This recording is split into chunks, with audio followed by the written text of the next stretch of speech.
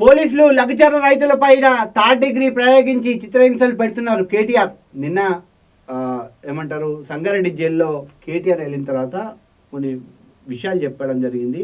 నేను అక్కడ రైతుల్ని పరామర్శించాను, అందరికీ థర్డ్ డిగ్రీ ఉపయోగించి చిత్రహింసలు పెడుతున్నారంటూ కూడా నిన్న కేటీఆర్ చెప్పడం జరిగింది.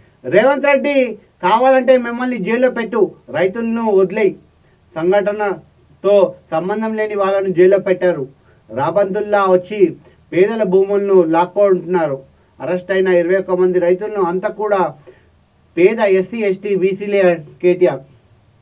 సో నిన్న చూసాం మనం ఏమైంది లగ్చర్లు అన్నది.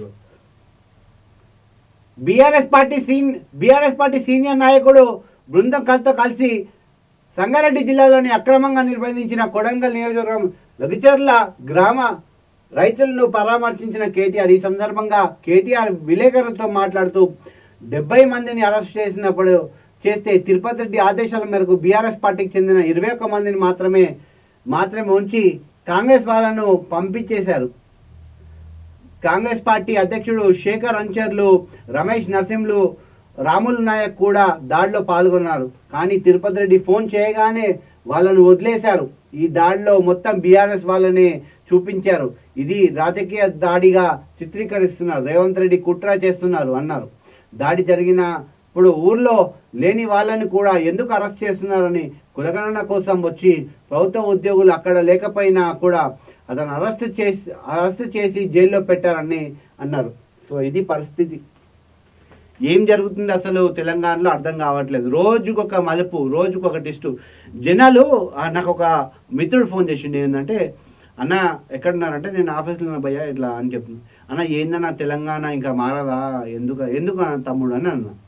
ఏందన్నా రోజుకొక హాట్ టాపిక్, పొద్దున్న లేవగానే ఒక హాట్ టాపిక్ చూడాల్సి వస్తుంది పేపర్లలో న్యూస్లలో, ఎందుకన్నా ఇదంతా అంటే నేను అన్న మన సీఎం గారు అట్లాంటి పనులు చేస్తున్నారు, సో మంచి పని చేస్తున్నారు కదా, చెడు పనులు అయితే చేయట్లేదు కదా, అభివృద్ధి కోసమే కదా ఎంత భాగంగా అని చెప్పిన. ఏమో అన్న నాకేం అర్థం కావట్లేదు, మాది కూడా లగ్చర్ల దగ్గర ప్రాంతంలోనే ఉందన్న, ఒక 4 ఎకరాలు, మళ్ళీ అది పోతుందా అంటూ కూడా ఫోన్ చేస్తూ ఉన్నారు. ఆల్రెడీ ఫార్మాసిటీకి ఇంకొక మిత్రుడు అన్న మేము ఆల్రెడీ ఫార్మాసిటీకి గత ప్రభుత్వంలో భూములు ఇచ్చాం 12,000 ఎకరాలు, సో ఇప్పుడు మళ్ళీ మా భూములు మాకు ఇచ్చేస్తారన్న, ఇక్కడ ఫార్మాసిటీ పెడతా అంటున్నారు.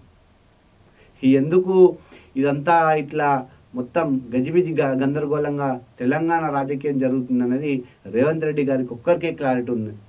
ఆయన ఒక్కరినే ప్రశ్నించాలి మనం, వేరే వాళ్ళు ఎవరిని ప్రశ్నించవద్దు, రేవంత్ రెడ్డి సార్ని ఒక్కరినే ప్రశ్నించాలా, అది మాత్రం చెప్పగలుగుతాం.